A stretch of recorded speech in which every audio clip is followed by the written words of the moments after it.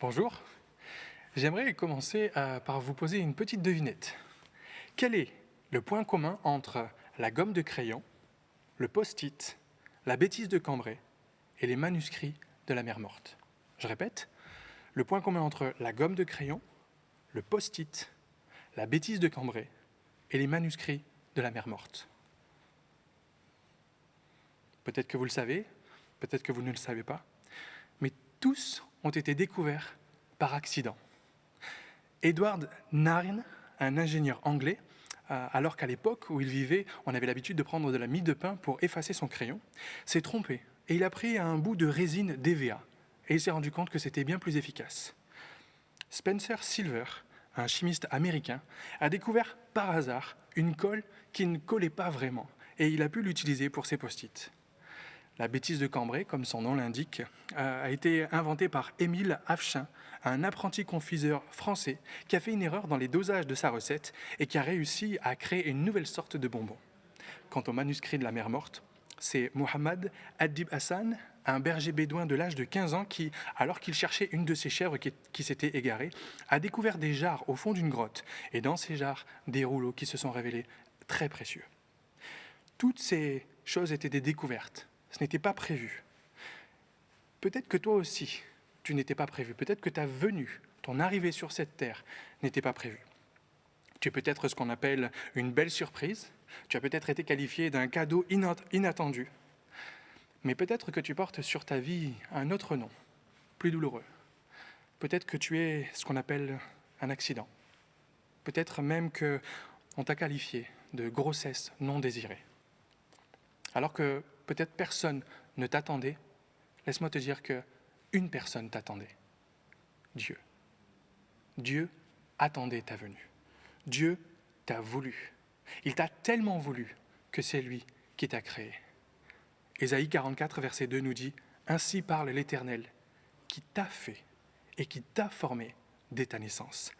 Celui qui est ton soutien. Il te dit « Ne crains rien ». Dans le livre de Jérémie, chapitre 1, verset 5, Dieu parle, il dit « Avant que je t'eusse formé dans le ventre de ta mère, je te connaissais. Avant même que tu ne sois conçu dans le ventre de ta mère, Dieu te connaissait déjà.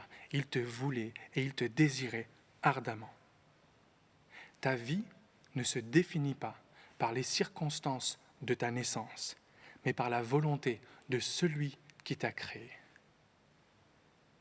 Dieu t'appelle, où que tu sois, quel que soit ton passé, quels que soient tes défauts et quelle que soit la condition dans laquelle tu es, parce qu'il a de bons et de beaux projets pour toi. La preuve dans Jérémie, chapitre 29, verset 11, Dieu parle et il dit « Car je connais les projets que j'ai formés sur vous, sur toi, dit l'Éternel, projets de paix et non de malheur, afin de vous donner un avenir et de l'espérance. » Aux yeux de Dieu, tu es ni une surprise, ni un accident, ni une erreur, mais tu es bel et bien son enfant. Dans la Bible, on lit qu'à un certain moment de son histoire, le peuple d'Israël était constamment attaqué, pillé et découragé par les Madianites, un peuple adverse qui habitait Madian. Dans Juges chapitre 6, versets 2 à 6, il nous est dit « La main de Madian fut puissante contre Israël. Pour échapper à Madian, les enfants d'Israël se retiraient dans les ravins des montagnes, dans les cavernes et sur les rochers fortifiés. Quand Israël avait semé, Madian montait avec Amalek et les fils de l'Orient, et il marchait contre lui. Il campait en face de lui, détruisait les productions du pays jusque vers Gaza et ne laissait en Israël ni vivres, ni brebis, ni bœufs, ni ânes. Car ils montaient avec leurs troupeaux et leurs tentes, ils arrivaient comme une multitude de sauterelles, ils étaient innombrables, eux et leurs chameaux, et ils venaient dans le pays pour le ravager. Israël fut très malheureux à cause de Madian, et les enfants d'Israël crièrent à l'Éternel. Dieu a entendu le cri de tout un peuple, et en réponse, il s'est révélé à un homme. Cet homme, c'est Gédéon, dont on peut lire l'histoire dans le livre des Juges. Gédéon faisait partie de la tribu de Manassé. Il est intéressant de savoir que, alors que Israël, à l'époque, était composé de 12 tribus, il y en avait une et une seule qui était une tribu un peu particulière parce qu'au cours de son histoire, elle a été scindée en deux. Une partie voulait habiter dans un endroit et une autre voulait habiter dans l'autre. Donc cette tribu a littéralement été coupé, partagé en deux. Manassé était la seule tribu à ne pas être une tribu complète, une tribu unie, mais être composée de deux demi-tribus. Quand Dieu a appelé Gédéon, il s'est adressé à lui en lui disant « L'Éternel est avec toi, vaillant héros ». Alors que Gédéon était comme tous les autres en train de se cacher, il nous est dit qu'il était dans le pressoir, en train de faire ses affaires, mais qu'il avait peur des ennemis. Il était en train d'essayer d'être dissimulé, d'être le plus discret possible. La peur est certainement le sentiment qui le qualifiait le mieux. Et pourtant, lorsque Dieu s'est adressé à lui, il l'a appelé vaillant héros. Dieu ne nous voit pas selon notre passé, mais selon l'avenir qu'il a pour nous, selon l'avenir qu'il a pour toi. Lorsque Dieu a appelé Gédéon à se lever et à agir, celui-ci a répondu, Juges chapitre 6, verset 15, « Voici, ma famille est la plus pauvre en Manassé, et je suis le plus petit dans la maison de mon père. » Ce qui veut dire que non seulement Gédéon faisait partie, non pas d'une tribu, mais d'une demi-tribu. De cette demi-tribu, il était dans la famille la plus pauvre, et dans cette famille la plus pauvre, il était le plus petit. Ce qui, à ses yeux, et certainement aux yeux de tout le monde autour, le disqualifiait complètement. Pourtant, Dieu l'a appelé, et il s'est servi de lui pour apporter la victoire à tout un peuple contre le peuple de Madian. Je fais partie d'une génération qui n'a pas connu le fameux service militaire, mais je sais que pour les anciens, cela va rappeler des souvenirs. Il y avait ce qu'on appelait les appelés et les réformés. Les réformés, comme dans toute armée ou comme dans tout corps d'armée, est un homme qui n'est pas apte, qui n'est pas reconnu apte au combat. À cause de différentes raisons, il ne peut pas être accepté ou être mis dans les rangs de l'armée, car malheureusement, il ne fournirait pas un bon travail. Dieu a appelé Gédéon, mais Gédéon s'est réformé lui-même. Gédéon voyait ses défauts, il voyait ses incapacités, il voyait ses manquements. Et même si tous étaient complètement, et ils sont complètement légitimes, Dieu n'en a absolument pas tenu compte. Gédéon voyait la situation dans laquelle il était. Dieu le voyait dans la condition dans laquelle il allait être.